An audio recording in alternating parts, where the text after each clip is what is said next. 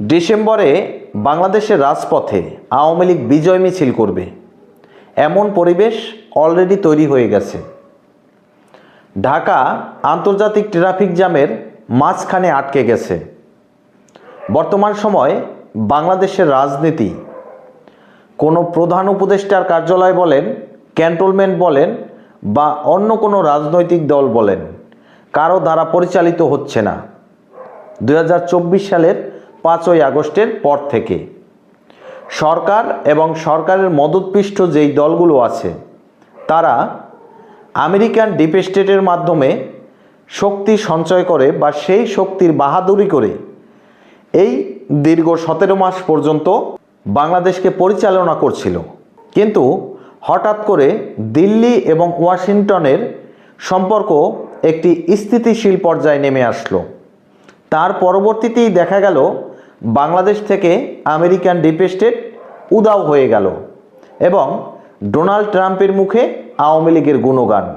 হঠাৎ করে Donald Trump বললেন যে শেখ হাসিনা পদত্যাগ করেনি, এখনও শেখ হাসিনা বাংলাদেশের বৈধ প্রধানমন্ত্রী।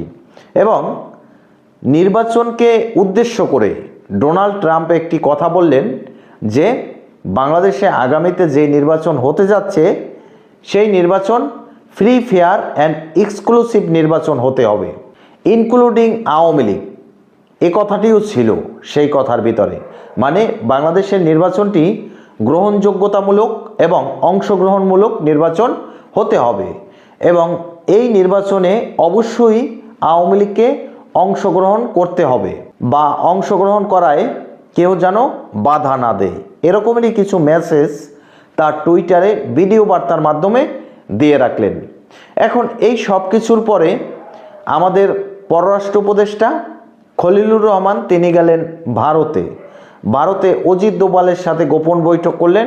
সেখান থেকে ফিরে এসে গেলেন কাতারে যে বৈঠকটি হলো সেখানে ভারতীয় গোয়েন্দা টিমের উচ্চ পর্যায়ের আধিকারিক এবং ওয়াশিংটনের গোয়েন্দা টিমের উচ্চ পর্যায়ের আধিকারিক এই বৈঠকটি করল কাতারের সাবেক সেনাপ্রধান খলিলুর রহমানকে নিয়ে। এছাড়াও কমনওয়েলথের একটি টিম বাংলাদেশ ভিজিট করে গেল, বাংলাদেশের সকল রাজনৈতিক দলের সাথে বৈঠক করলো, এমনকি আমাদের প্রধান উপদেষ্টা ডক্টর মোহাম্মদ ইউনূস তার সাথেও একটি বৈঠক করলো।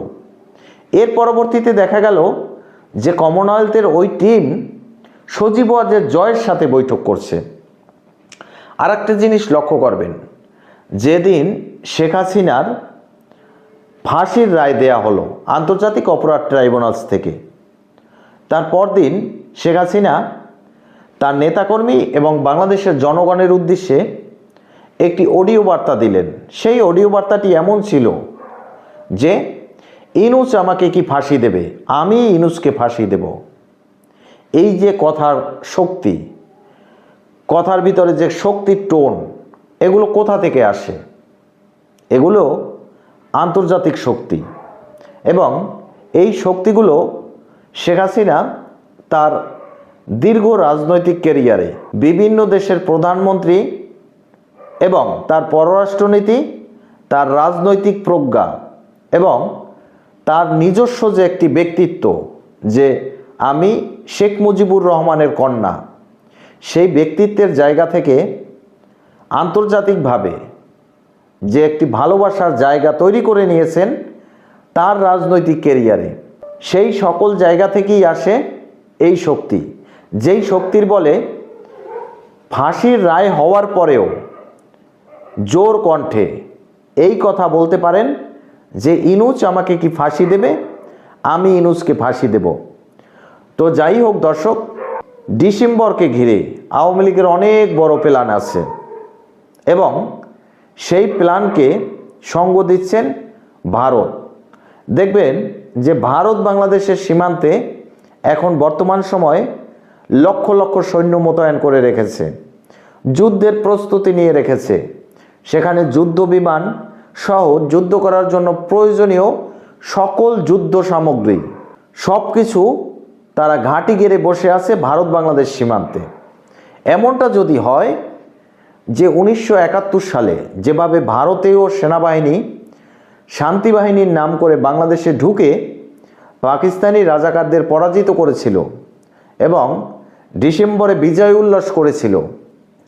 সেই রকমের 2025-এর ডিসেম্বরে যদি ভারতীয় শান্তিবাহিনী বাংলাদেশে প্রবেশ করে, এখন বাংলাদেশের যে রাজনৈতিক অবস্থা, এটা তো শুধুমাত্র নামে বাংলাদেশ আছে, কিন্তু রাজনৈতিক কার্যকলাপ সব কিছু তো পাকিস্তানের ইশারায় চলছে।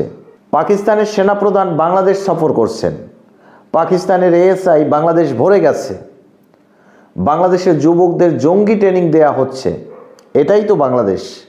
মাজার ভাঙচুর করা হচ্ছে, মানুষকে নির্বাদে খুন করা হচ্ছে, মানুষের জানমালের নিরাপত্তা পাচ্ছে না, এমনকি জীবনের নিরাপত্তাও পাচ্ছে না।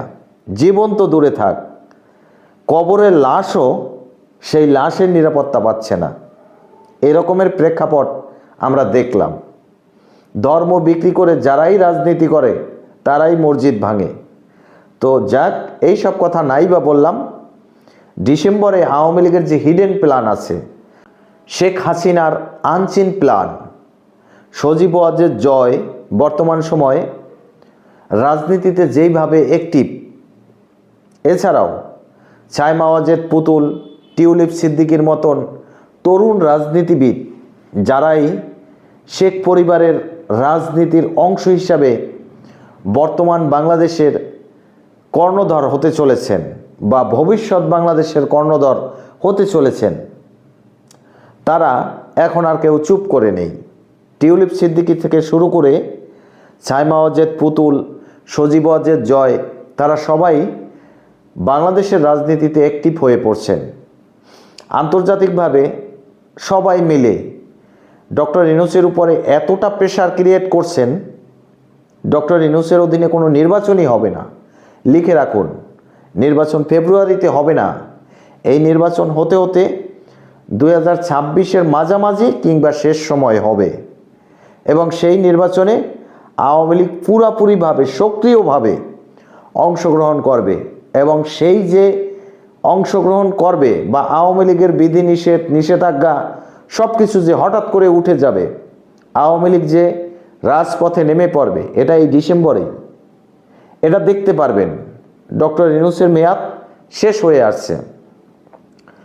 কাতারের দোহায় যে বৈঠকটি অনুষ্ঠিত হলো, সেই বৈঠকের মূল কারণ এটাই ছিল।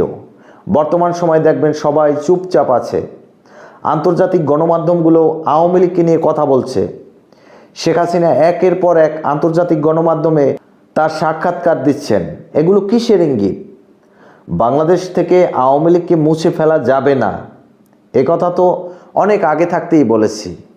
আর যদি আওয়ামী লীগকে কেউ মুছে ফেলতে চায়, তাহলে অবশ্যই সেটা মুক্তিযুদ্ধকে স্বীকার করে, বঙ্গবন্ধুকে স্বীকার করে, বঙ্গবন্ধুকে তার প্রাপ্য সম্মান দিয়ে তারপরে আওয়ামী লীগকে মুছে ফেলতে পারবে, তার আগে না।